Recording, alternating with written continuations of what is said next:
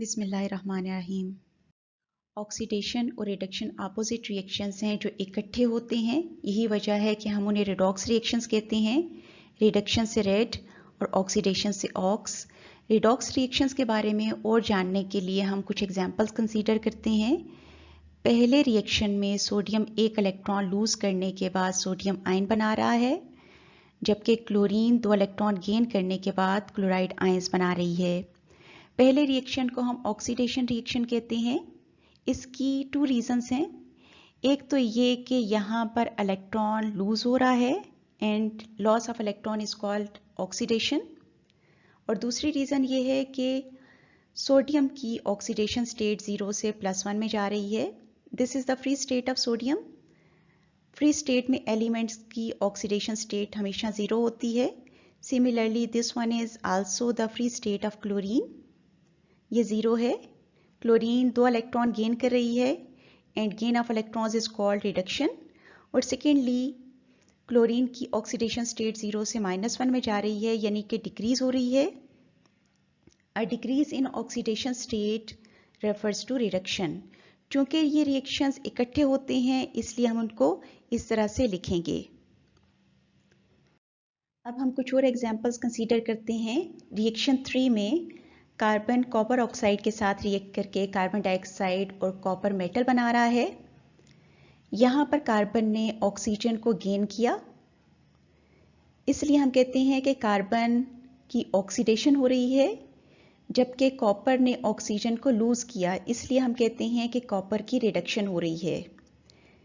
अगली एग्जाम्पल में methane oxygen के साथ रिएक्ट करके वाटर और कार्बन डाइऑक्साइड बना रही है।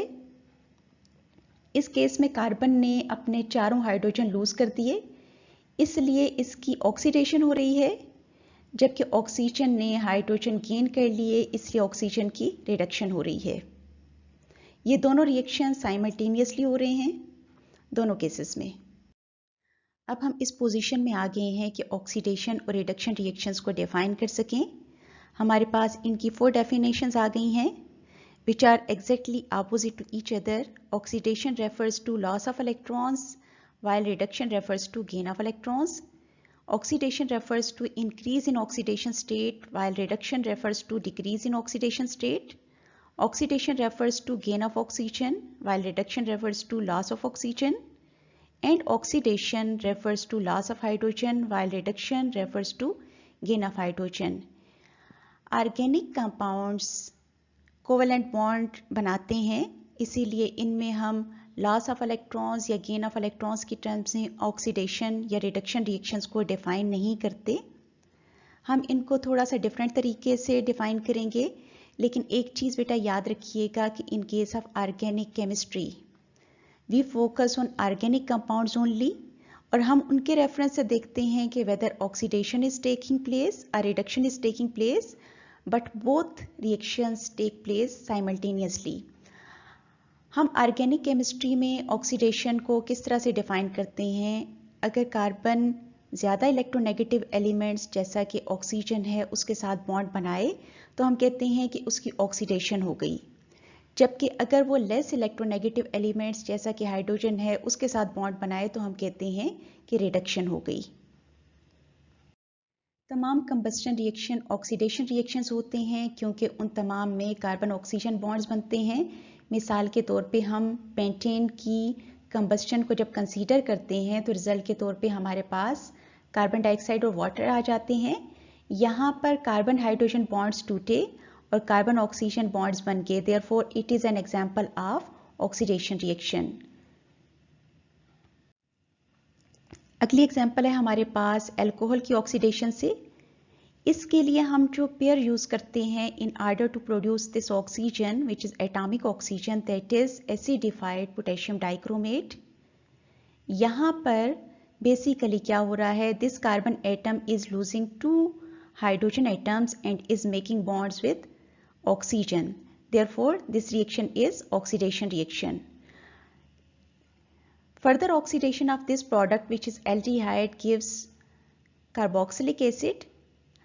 हम ऑक्सीडाइजिंग एजेंट्स के तौर पे कौन कौन से कंपाउंड्स यूज करते हैं? पहला है हमारे पास oxygen, ozone, acidified potassium permanganate, acidified potassium dichromate and nitric acid.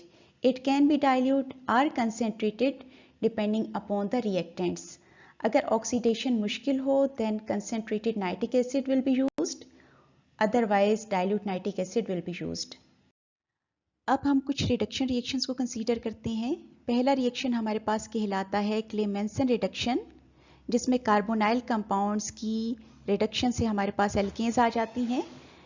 इसमें हम जो पेयर यूज करेंगे that is zinc amalgam and hydrochloric acid. Second example कहलाती है hydrogenation of alkenes in the presence of platinum, platinum और nickel catalyst. The result is the formation of alkanes. Third reaction में carboxylic acid की reduction होती है, जिसके result में हमारे पास एल्कोहल बन जाती हैं. यहाँ पर जो रिएजेंट यूज होगा that is called lithium aluminium hydride. Reduction के लिए हम मुख्तलिफ रिएजेंट्स यूज कर सकते हैं, मिसाल के तौर पे hydrogen, hydrazine, zinc amalgam, hydrochloric acid pair, lithium aluminium hydride, sodium borohydride. Organic chemistry में चूंकि हमारा फोकस एक पर्टिकुलर ऑर्गेनिक मॉलिक्यूल होता है, इसलिए हम रिएजेंट्स के रिएक्शंस को इग्नोर कर देते हैं जो कि नॉर्मली इनऑर्गेनिक इन नेचर में होते हैं. ऑक्सीडेशन रिएक्शन को शो करने के लिए हम आमतौर पर एटॉमिक ऑक्सीजन को शो करते हैं रिएजेंट के तौर पे, और रिडक्शन के लिए एटॉमिक हाइड्रोजन को रिएजेंट के तौर पे शो करते हैं. I hope these topics are clear now. इससे रेलेवेंट कोई भी क्वेश्चंस आपकी बुक में नहीं है, इनको अच्छे तरीके से समझ लीजिएगा. Good luck.